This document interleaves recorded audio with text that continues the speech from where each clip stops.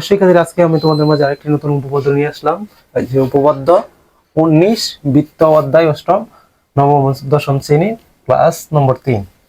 এই উপপাদ্যটা কি হচ্ছে কি দেখো, বৃত্তের কেন্দ্র থেকে সমদ্বিভুজ সকল সমান যে পরপর সমান, তখন আমাকে এটা প্রমাণ করতে হবে। তো আমরা আবার পুনঃ অনুযায়ী চিত্রটা অঙ্কন করি। বৃত্তের কেন্দ্র থেকে তাহলে আমরা একটা বৃত্ত নেই, প্রথমে বরাবর একটা বৃত্ত নেই।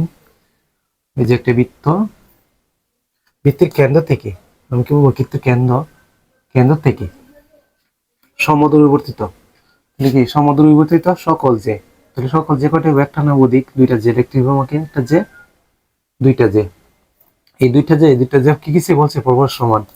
তাহলে এ নিলাম, এটা বি, এটা সি, এটা ডি, দুইটা যে নিলাম পরপর সমান, এই যে। তাহলে আবার পূর্ব অবস্থা কি দেখা যায়, ও এফ, এটা ই, এটা এফ ই।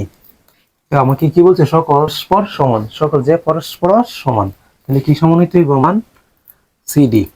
আমাকে পূর্ণ করতে হইব কি বি সমান সমান সিডি। কি বলছে, সকল যে পরস্পর সমান। তাহলে আমি এখন কি করতে হইব, এটা তো আঁকা যায় না, আমাকে কি করতে হবে, অঙ্কনে যেতে হবে।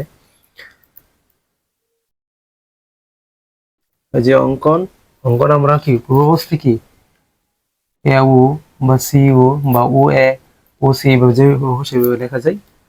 এই যে এ ও এবং সি ও যোগ করি। এখন আমি প্রমাণে দিতে পারি দুইটা ত্রিভুজ দেখা যাচ্ছে কি, এই যে একটা নিচে একটা ত্রিভুজ আর উপরে একটা ত্রিভুজ। তাহলে হচ্ছে কি এ ও ই, এটা লেখা যায় ত্রিভুজ এ ও এ, এবং কি আরেকটা ত্রিভুজ কি উপরে একটা ত্রিভুজ দেখাচ্ছি ও সি এফ বা এফ ও সি, যেভাবে সেভাবে লেখা যায়, সমস্যা নেই।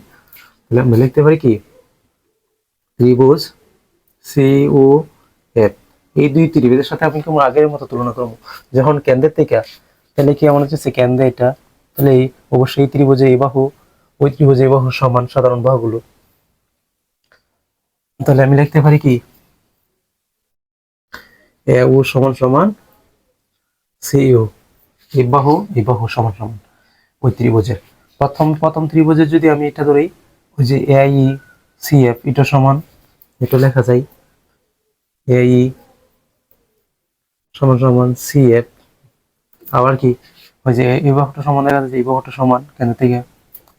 তাহলে আমি লিখতে পারি কি প্রথম বাহুটা কি ও ই ও এফ, তো দুইটা লিখতে পারি। তাহলে আমি এই যে ও ই সমান সমান ও এফ